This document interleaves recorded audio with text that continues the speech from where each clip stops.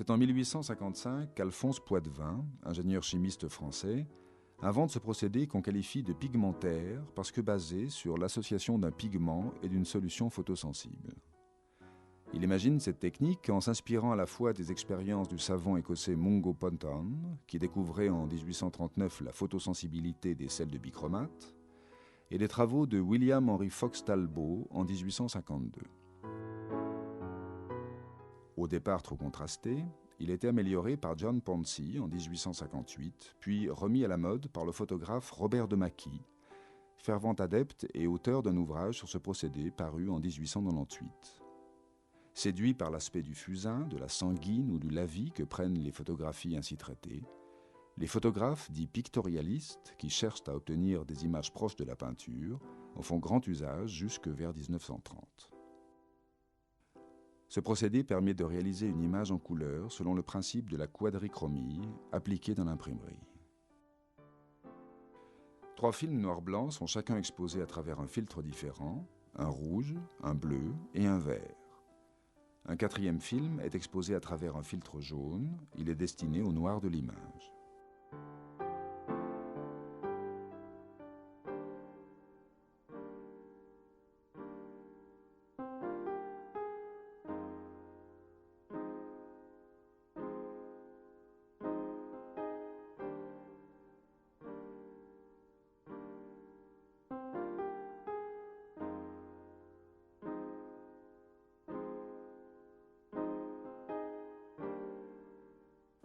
Un papier, trempé et séché 2 fois pour éviter son rétrécissement en cours de travail, est encollé à la gélatine.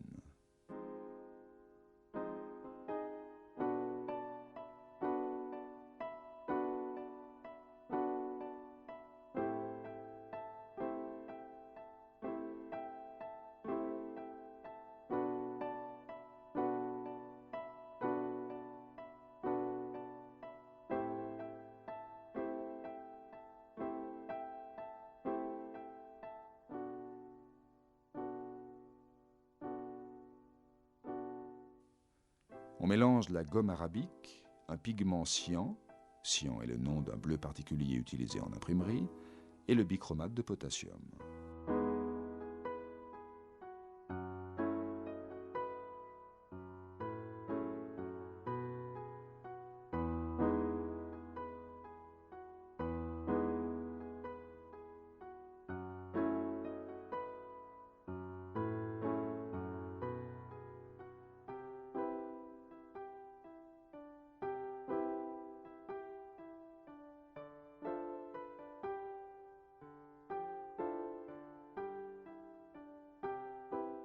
On étend cette solution sur le papier en couche mince.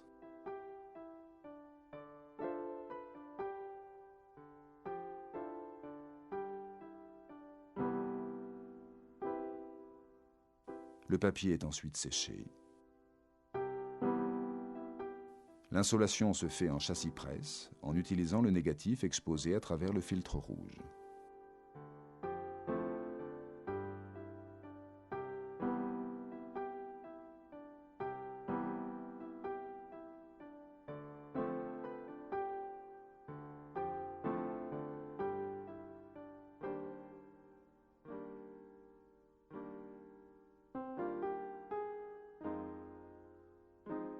On dépouille le tirage à l'eau pour éliminer le bichromate de potassium et le pigment dans les parties claires, puis on le sèche.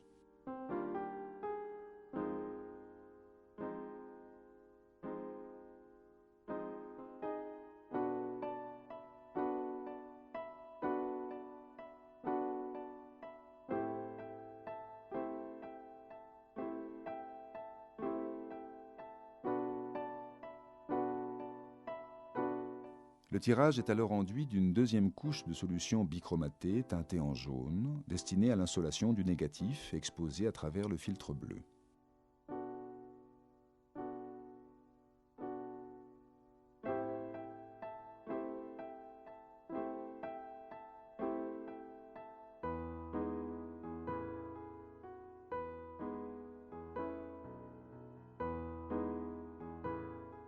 Celui-ci est positionné exactement sur l'image, puis insolé.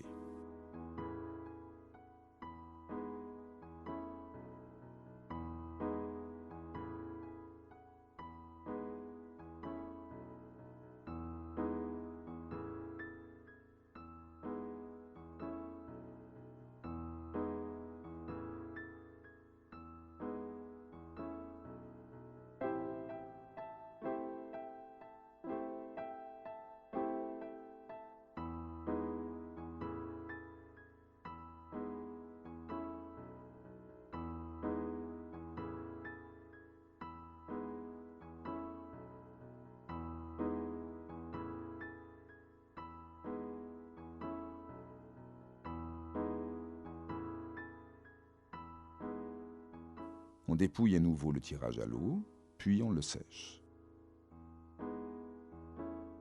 On répète cette opération avec le film exposé à travers le filtre vert en magenta, c'est ainsi que l'on nomme le rouge particulier utilisé en imprimerie. Enfin, un dernier passage d'une solution pigmentaire noire apporte le contraste voulu à l'image finale.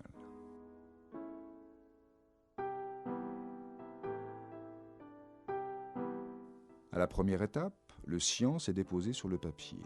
Puis, au deuxième passage, le jaune fait apparaître les tons intermédiaires, entre autres le vert. Au troisième passage, le magenta vient constituer l'ensemble des teintes par mélange avec les deux couleurs précédentes. Finalement, le noir amène la touche finale à l'image.